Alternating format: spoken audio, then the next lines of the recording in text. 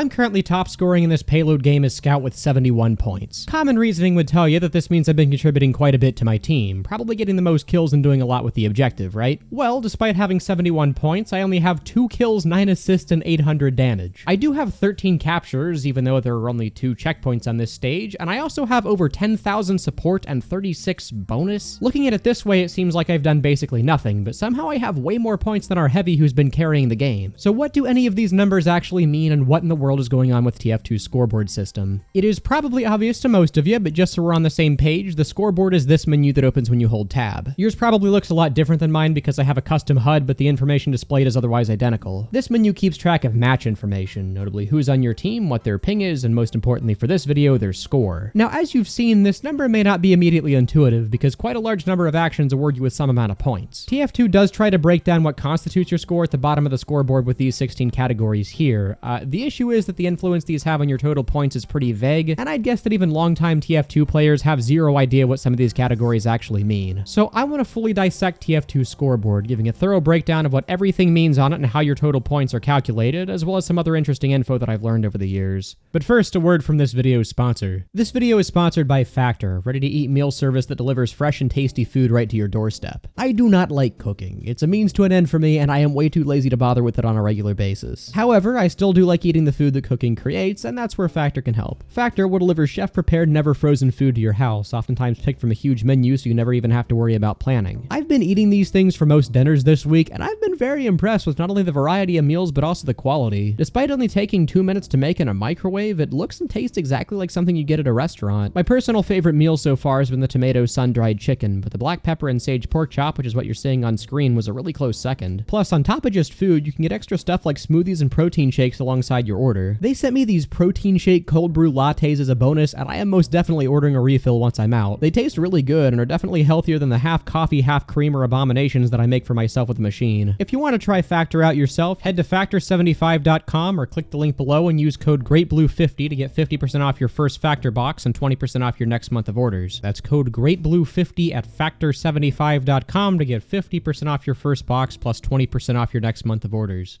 So let's take a look at what the labels mean going in the order they're presented. Fair warning that some of these may be a bit obvious, but I want to cover everything for the sake of completion, so bear with me at least for a little bit. Kills is easy. Each enemy that you land the finishing blow on makes your kills go up by 1. Doesn't even matter how much damage you dealt to them. If your shot was the one that reduced their health to 0, you alone are credited for the kill. One listed kill is 1 point added to your overall score. Pretty straightforward stuff. Deaths is also easy. Each time you die for any reason, your deaths goes up by 1. Unlike kills, deaths don't affect your points, so if anything, this is effectively a cosmetic stat that shows you how much you suck. And I mean, come on, even though it doesn't affect your score, what would a shooter game be without a KD ratio? Assists counts how many times you help the teammate kill an enemy. Well, kinda. It doesn't matter how much you actually help, you do have to appear in the kill feed to get credited for an assist. That means that even if you dealt all but 1 damage to an enemy, if there's a medic pocketing the guy who finished him off, the medic will get the assist instead of you. Truly an unfair world we live in, but if it gets people to play medic more, I suppose it's not worth complaining about. Now, the formula the game uses to figure out which assists are prioritized is surprisingly complex, so I'll link a great video by Shonik that breaks down the order of who gets each assist. Assists aren't as valuable as kills, so while kills grant a full point, tracked assists only grant a half of a point. Now, I know what you're thinking. A point is a point. You can't say it's only a half. Well, TJ Heavy Yoshi, you're actually correct. TF2 tracks your total score as a whole number, meaning that anything that grants half a point just grants you a whole point every time it hits an even number. And finally, for the kill feed related stats, destruction counts how many buildings you've destroyed, giving you 1 point for each. Now, this weirdly doesn't include sappers, even though they are technically counted as buildings, but we will get to that later. So everything's been pretty easy to understand so far, but captures is the first complicated one. On top of there being like a dozen different things that are technically considered capturing, not all captures are created equally. Stuff like King of the Hill, control points, and arena are fairly basic. Each time you contribute in flipping a control point for your team, your captures increases by 1 and you're awarded 2 total points. It should be noted that the actual time spent contributing to the capture doesn't matter, you just have to be standing on it the instant it flips for it to count. Capture the Flag works in a very similar way, with each intel personally delivered back to your base also giving you a single capture worth 2 points. However, if you're playing Manpower and capture the intelligence, you still only get credited for a single capture, but that one capture is worth 5 points instead. It's not that much harder to cap in Manpower than it is your average Capture the Flag map, map, so why they opted for higher points here is beyond me. Payload is interesting because it doesn't quite work the way you'd think it would. You do get captures for helping the cart pass by a checkpoint like you'd think, but you also get them for every 10 seconds you've pushed the payload. Doesn't even matter if you're making lateral progress on the thing, standing by a contested payload still counts toward the timer. What's interesting about the timer though is that 10 seconds to get a single capture is more of a standard than a rule, because there actually are several maps that change the amount of time needed for a capture for whatever reason. Upward, for instance, requires you to push the cart for 50 entire seconds to get a single capture instead of 10. Why did they do this? Why does the upward objective give you points 5 times slower than every other map in the game? I have no idea. What's even more interesting is that when I checked the map file to see what causes this, I found the variable that controls how often you get captures inside of the team control point master entity. There's a value called the partial cap rate that's set to 0.1 on most maps and 0.02 on upward specifically. Why this is interesting is that 0.1 isn't actually the default number like I expected it to be. Rather, it seems like every single payload map maker since the beginning of the game mode has opted to use the exact same number in their map, except for the Valve employee that made the upward map for some reason. And just in case you're thinking that Valve manually changes this number before adding the map to casual for some sort of consistency, a lot of the unofficial maps that I tested also have 0.1 used. I have no idea why any of this is the case, but it's really interesting deep game knowledge in my opinion. Anyway, for the 5 pastime fans, scoring the Jack gets you a single capture worth 2 points as you'd expect. And for player destruction, each soul brought to the capture zone nets you with nothing ever. For some reason, captures just aren't awarded in player destruction no matter what map you're playing on. I'm assuming that this is a bug that came about due to how player destruction was made, since under the hood it's just a really janky version of robot destruction. And yeah, as it turns out, you do get points when capturing in robot destruction, but none of them are in the captures category, so it all checks out.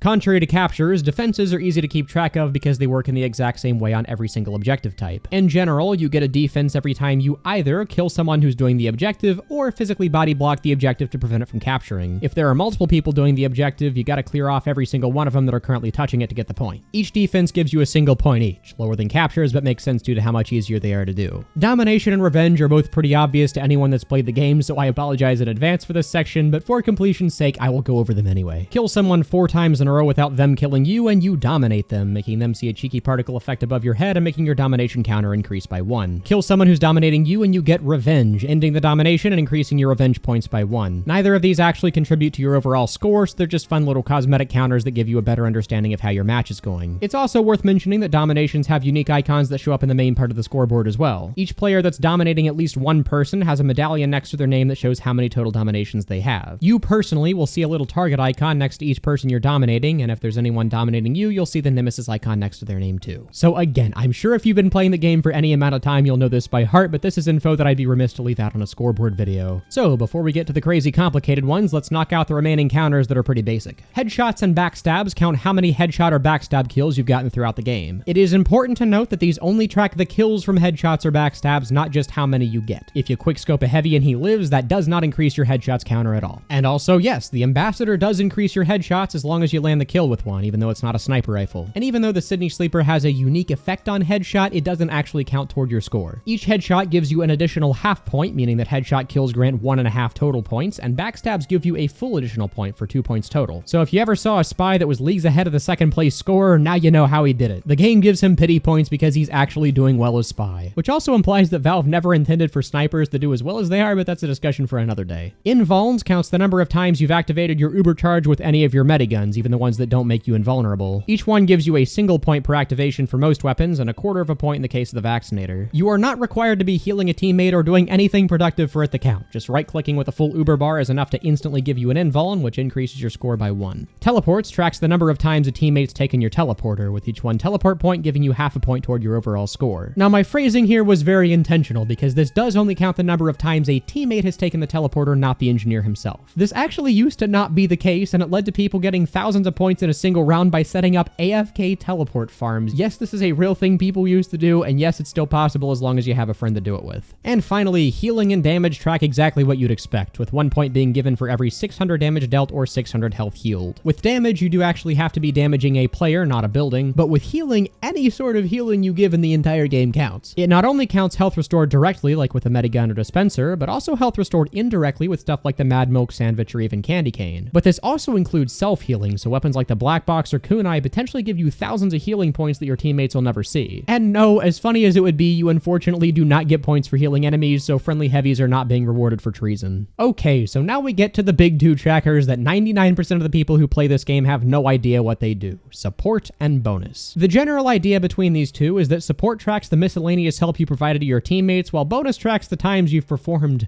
special actions, which, yes, I know sounds extremely vague, but the purpose behind this category's existence is so stupid it requires more explanation, so we will get there later. So as far as support goes, you can get points from assisting your team with banners, but not the battalion's backup for some reason, marking enemies for death, deleting projectiles with a short circuit, and having your dispenser give teammates ammo.